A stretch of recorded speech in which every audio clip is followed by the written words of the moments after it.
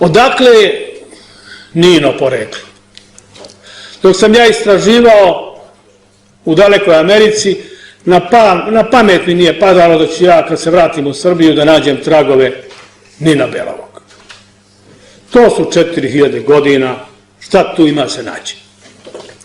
Ne lezi đavole.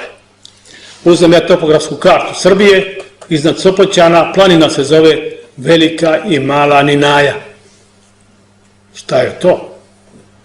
Ajde da ja ne preteram, da vidimo da li ima tu još nešto. U Beogradu na autobuskoj stanici zaustavi me čovjek i kaže meni: vi ste gospodin Dereć? Jesam. Možete li mene objasniti nešto? Šta? Kaže, moje pleme se zove Nebrod, ja ne znam šta to znači. A ja se zovem Čolaković. Mi smo kao Vasojević, ima nas raznih prezimena, ali znamo da smo iz plemena Nebroda. Odakle ste poreklo? Kaže, iz Hercegovine. Kaže, neće biti. Pa kaže, moji su došli iz staroga rasa u Hercegovinu, kad su Turci došli tamo. A, to je druga priča.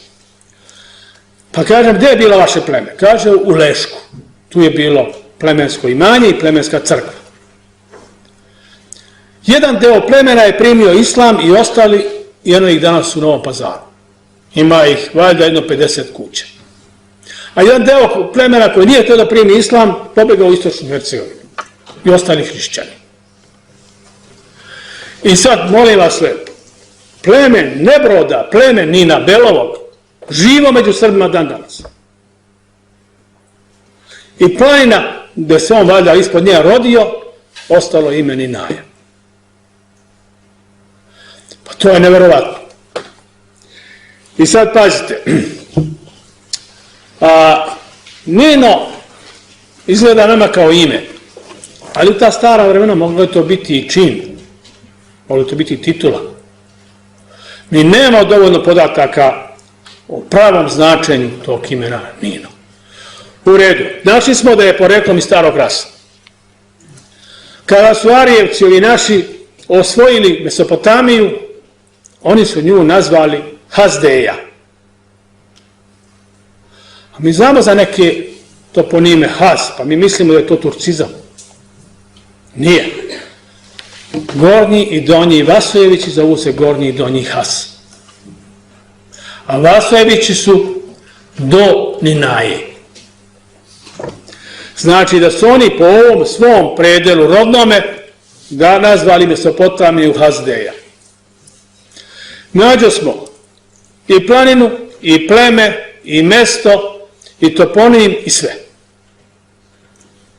Kao da nas je neka nevidljiva ruka vodila. Ovde je to. Nino Belov je pošao na pohod prema hronici Euzebija Pamfila, hrišćanskog vladike iz 4. veka koji je bio u Palestini i koji je koristio Aleksandrijsku i Vavilonsku biblioteku.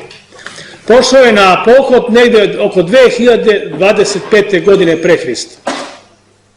Vratio se u Srbiju oko 2002. I kada se vratio u Srbiju, doveo je slonove iz Indije. To je prva pojava slonova u Evropi i proslavio je svoju pobedu, koja se zvala Trijam. Srbi su slavili Trijam u čast Nina Belovog sve do hrišćanstva. Onda je hrišćanska crkva zabranila kao paganska običaj. Svake 3. godine Srbi su slavili Trijam Nina Belovog. E sad, Vavilon koji je tada napravljen kao veliki grad, most koji je tada napravljen na Eufratu, to je neverovatne dimenzije bio, da su britanski arheolozi koji su istraživali postolje noga toga mosta se čudili kako su to u to vreme gradili. Ima mnogo misterija u antičkom vremenu, u starom vremenu, niko ne zna kako su piramide građene, niko ne zna kako je Sfinga napravljena i tako dalje, pa ima toga dosta.